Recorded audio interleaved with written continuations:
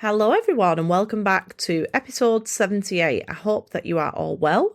I am very well because as you are listening to this, it is currently half term and I am soaking up the sunshine on a beach in Spain. Well, I'm not actually. I'm sat in bed with my electric blanket on again because I'm pre-recording this in advance ready for my holidays. But I'm very fucking excited. I'm not excited about the packing, however, and I'm feeling a little bit anxious about the flying. But as I mentioned when I went to Krakow a couple of months ago, that was the first time in 10 years, that I didn't cry on the plane. So I'm going to be doing some tapping this week in preparation for my flight. So this week, I'm going to talk to you about imposter syndrome because that is something I have been experiencing very recently. Actually, I've been experiencing this intermittently for most of my life, very much like the majority of the population. And imposter syndrome is that niggling feeling that I'm sure you are familiar with, because I'm sure we all are. And it comes from the limiting belief that we've picked up somewhere along the line that we are in some way not good enough. And for me, I have experienced this particularly in jobs when maybe I've been doing a little bit better than I thought, and then those thoughts come flowing in.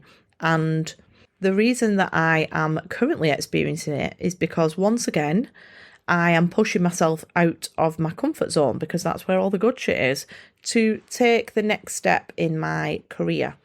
As you know, I have wanted to make podcasting and helping people discover their own power my full-time career for a while. This podcast has actually just turned 2 years old as well, which is exciting. And I really want to work for myself and escape the ties of being employed. I know that stepping into the world of self-employment is not something that is easy, and I'll actually probably end up working more than you are when you're employed. But I'm just not made for the employment life. I'm supposed to have the freedom to create as I see fit. And so, after being asked countless times by my lovely listeners, I have decided to offer my first one-to-one coaching package. Oh, I'm very excited and also a little bit scared. So if you are interested in working with me, head over to my website, www.positivepig.co.uk, and you'll find it there with all the details in the shop. So before I carry on with this episode, I'm just going to give myself a little bit of a plug and tell you what that's going to look like. So what I'm offering at the minute, and I say at the minute because I am going to create other offers in the future, but this one is a 4-week manifestation and mindset coaching package where we'll have 4 consecutive weekly video calls, which will be one-to-one, and they're going to be about 45 minutes long, but let's be honest, they're probably going to be more like an hour because, oh, my pizza's here, hang on, I'm back. Also, this pizza, I have pineapple margarita, absolutely banging, as is the delivery driver. I think he might be the love of my life. I think I might ask him out on a date next time he delivers my pizza. Anyway, this is why I get imposter syndrome, because, you know, you listen to all these really polished podcasts and then you've got like Gloria attacking me and me getting a delivery takeaway halfway through the podcast and not cutting it out. But there you go. We like to keep it real.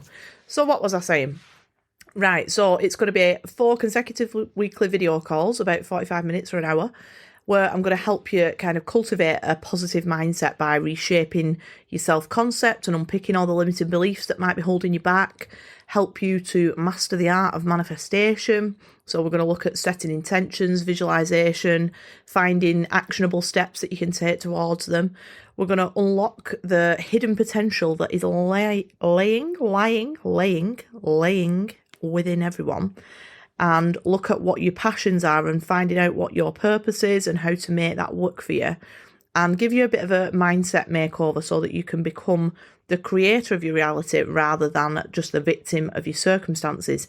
And in between those sessions, I'm going to be checking in on you for accountability purposes to keep you on track and address any issues that have come up as a result of the work that you're doing.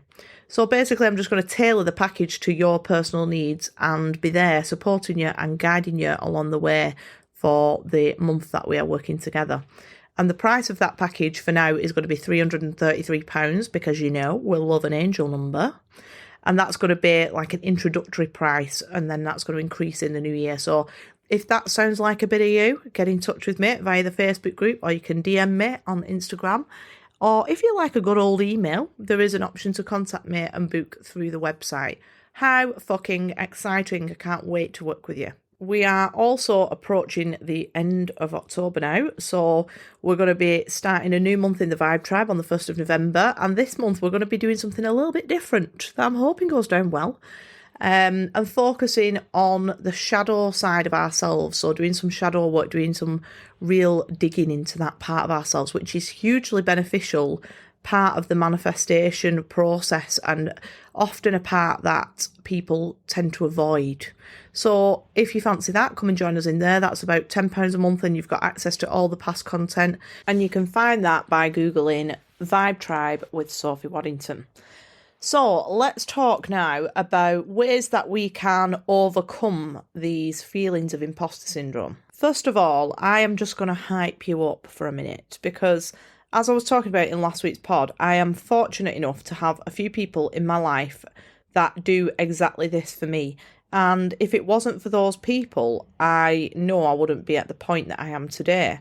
So I just want to give you a little reminder. You have lived a whole life. You might be 17, you might be 57, you might be 77, you might be 107.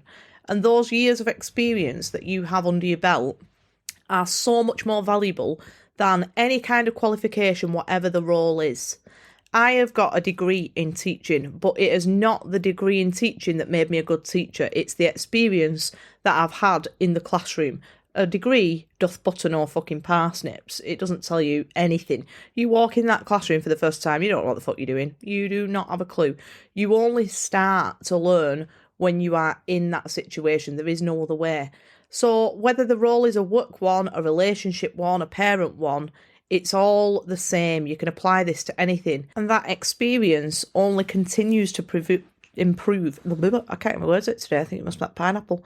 That experience only continues to improve the more you age. You know a lot more than you think, a lot more than you give yourself credit for. You've got so many more skills than you think you have. And there are so many more people than you realise whose lives you have positively impacted upon. You are also capable of learning any new fucking skill that you want to do, anything, and acquiring more experience.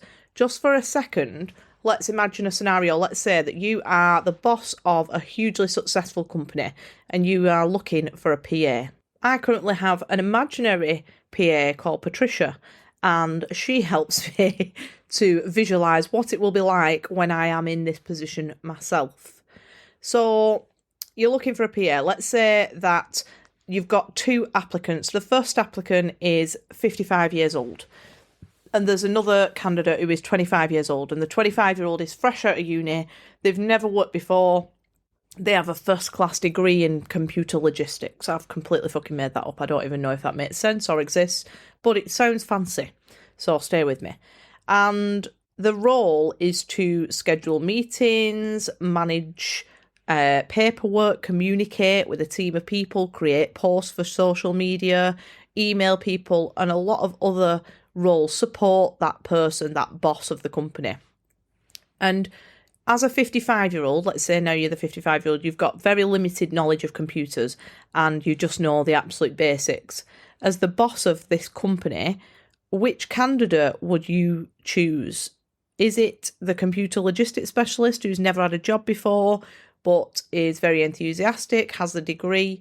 Or is it the 55-year-old mum of two, grandma of three, who has worked in, I don't know, a bakery, a dentist receptionist, a fruit and veg market, who's raised a family, maybe been through a divorce, maybe a couple of divorces, and has a really kind, caring, helpful personality, and somebody that you can instantly connect with? Because I can tell you right now, if that was me, if I was the boss of that successful company, it would be the 55-year-old all day long, because no amount of qualifications will ever be as valuable as life experience. And the only way that you get that experience is by being willing to step outside of your comfort zone and try your hand at something new. You can teach someone how to send an email and create a post for Instagram, It might take you a day, but you can do it. You can't teach someone how to interact and connect with a diverse range of people that you might have in your company and that they might have to connect with. And that's not to discredit the 25-year-old with the degree. You fucking go, Glen Coco. Life has just begun. Go and throw yourself into every opportunity that comes your way without worrying too much about what you want to do with your life, because you've got plenty of time to figure that out along the way. But what I'm saying is that you can't compare yourself to anyone else, because they're not you, and your uniqueness and individual life experience is where your value lies in any role, whether it be work, motherhood, relationships, anything else. So please don't write yourself off. Be teachable, ask for help, and bring everything that you've got from your life experiences, both work and personal, I would say mostly personal though, to the table, because you've got a lot to offer, a lot more than you think you have.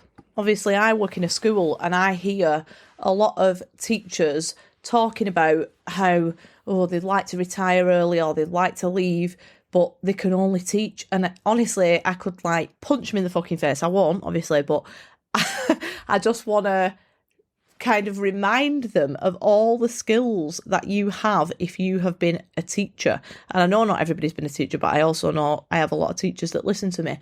If you are a teacher, you are so much more than that. You're a fucking doctor. You are doing first aid left, right and centre. Maybe not a doctor, but you get in there. You are a counsellor. You have to make sure that everybody's well-being is taken care of, and that if there's anything going on at home, that you're supporting the child, you're supporting the parent. You are a stage performer. You have to put on this act every day, all day, to keep those children engaged in what you're trying to do. You have to adapt your approach to fit different types of learners. You have to do assemblies. You're a public speaker. You stand in front of a big crowd of people. I know they're only small people, but small people are even harder to get to listen to you than big people. So you're doing all of these things and you're managing a load of paperwork, you're inputting data, you are communicating with people outside of your school environment. You do honestly, I could go on and on and on and on, but you do so many things. You could be a fucking lion tamer. If you can manage to get a class to all sit down and listen at the same time, you can train a fucking lion, I'm telling you right now. So don't think, I can only do this job. Think about what you can offer. What are the skills that are transferable to another role? And it doesn't just have to be to do with work. That could be anything. If you've been in a relationship or 2 relationships or 3 relationships, if you've had 5 divorces, you have learned from every single relationship, and each one of those has given you lessons and things that you need to work on in future to make you the best possible partner for somebody else, and them to be the best possible partner for you. It gives you boundaries, it gives you very high standards, and all of these are great. So think about don't think about, get your fucking journal out and write down all the things that you have done, both at home, in your personal life and in work, and when you were younger. Write down all of those skills that you have, and just that is going to be the first thing to do to start overcoming that imposter syndrome. Guys, I've had a slight transition. I am now sat on a balcony in Spain, and it's fucking glorious. Absolutely glorious. Beautiful. So I forgot to record the other half of my pod, so I'm recording it now outside in the sunshine, living my best life. So yeah, following on from what I was just saying before I went away for 2 days and went on holiday, have you seen a film called The Intern? I absolutely love it. It's Robert De Niro and Anne Hathaway, and it's about this guy who is I don't know how old he is, maybe 70s, and he applies for a job as an intern at this brand new kind of clothes business, and it's just such a good film. I would highly recommend watching it in keeping with what we've just been talking about. I've had to move inside, guys. It was a little bit choppy in the sea, and I could hear it in the background. Anyway, I'm now sat in a glass conservatory looking out at it. I am sweating my bollocks off, I won't lie, but the audio comes first. So the next way to overcome your imposter syndrome is to start celebrating your successes. and your little wins rather than playing them down as nothing. And a lot of us suffer with daftitis, that's what I call it, feeling daft. Is daft a word outside of England? I don't know. I've never thought about that. Well, if not, it means like feeling embarrassed or silly about something. And we can often get that at the start of a journey, whatever that journey might be, because we're worrying too much about what other people think of us still. And that, believe me, will fuck off the more self-development work that you do. But it's very common. You're worrying about what people are thinking of you. And I remember when I started this podcast, I was suffering from an extreme case of daftitis. And I remember posting on my Facebook before I had a page for it or an Instagram or anything. I just did it on my own like personal Facebook page, sharing the link for the first episode, which in itself took me about 20 minutes to gather the bollocks to do it. But once I had done that, I went through and I hid the post from quite a number of people. And it was because I was really concerned about how daft I would feel if they knew about it. And I remember like those first few days after people saying, oh, I've listened to your podcast, and I was like mortified at the thought of somebody listening to it, which is ridiculous because now I will just talk about it until the cows or pigs come home. So if you have a win, whatever it might be like a great week in your business. Maybe you've got your kids to sleep through for the first time in months without chloroforming them. You might have met the man of your dreams and taken one of them like sickly photos together. Just put it out there.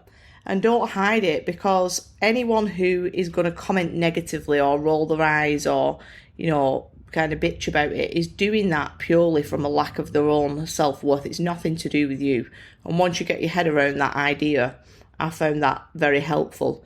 Most people want to see other people succeed, and doing that will also help you start proving to yourself and to your subconscious that actually you are very capable, more capable than you thought. And when you're doubting yourselves, and we all have those times where you doubt yourself 100%, even when you are way into something, whatever that might be, you will doubt yourself at some point, and you'll be able to look back at how far you've come. So, for example, I post every time I hit another 10,000 downloads, and that might not seem that big, but there was a time where I could not imagine having 10,000 downloads, and now I'm at like 60,000 downloads nearly. So watch out for that one. That'll be coming soon on Instagram. But there have been times where I've not, like almost not posted that because it doesn't seem like big enough or worthy enough to share with everybody who follows me. And I get this little thought sometimes that nobody gives a shit, but I have to remind myself that actually I'm posting that for me to celebrate another milestone in that journey. And looking back on those really helps me to overcome any feelings of not being good enough. So no matter how big or small your win is, celebrate it. Accept the kind comments, the like the pat on the back and the well done with grace, and stop playing down your progress just because it's not perfect or it's not what somebody else has done. Which brings me on to my final suggestion that I have for you this week for overcoming imposter syndrome. And that is to openly be authentically yourself. Sometimes the reason that we feel like an imposter in the first place is because we might be trying from a good place often, but we might be trying to emulate somebody else, and we're trying to do what they do exactly because it's worked for them, and we want to receive those same results that they're having. And this is where we go wrong. The reason that we are idolizing or looking up to or putting that person on the pedestal is because they have developed the skill of having magnetic energy. And the way that they've done that, for the most part, is by being 100% themselves with the flaws as well. Nothing is more attractive and produces more success than just embracing and, being very open about loving who you are. And if you're trying to become somebody that you're not, and I just want to clarify there that you can become whoever you want to be in the way that you can evolve over and over and reinvent yourself and become better versions of yourself, but you can't become somebody else. They're already taken. So if you are trying to replicate somebody else and you are coming across that way, then that energy that you'll be giving out is inauthentic, and it will actually do the opposite of what you want it to do. It'll repel all of those things that you want to bring in. It'll send them further away. So if you start to do those other things that I've mentioned, like journaling all of the skills and the traits and the personality traits that you bring to the table from your own life experience, and celebrating those small wins, which will in turn build up to bigger wins, alongside being authentic and accepting yourself as you are at this moment with a view to keep evolving, you will do that. You will naturally evolve into this version of yourself that you desire to be, and you'll start to feel like, actually, oh, I do belong. That imposter syndrome that you once had will no longer be there hanging around and bothering you and holding you back. So I hope that you found this episode useful. Fairly short and sweet, that one, wasn't it? But, I'm on my holes, guys. So if you've got a second, I would really appreciate you leaving me a review. I cannot tell you how much it helps me to grow the podcast. I was talking about this the other day. I was thinking, how the fuck have I actually ended up with 60,000 downloads? Because I'm really not very good at advertising it. I'm like, nobody really knows about this podcast unless they just happen to fall upon it and then follow me on Instagram. So it really does help me to grow the podcast. So I also read all those little reviews as my wins when I'm feeling a bit like an imposter, or I'm feeling like everybody else's podcast is much better than mine and I'm never going to get there. They get me straight back on track, because I love reading how it has impacted your life positively. So I truly, truly appreciate every single one of them that you leave me.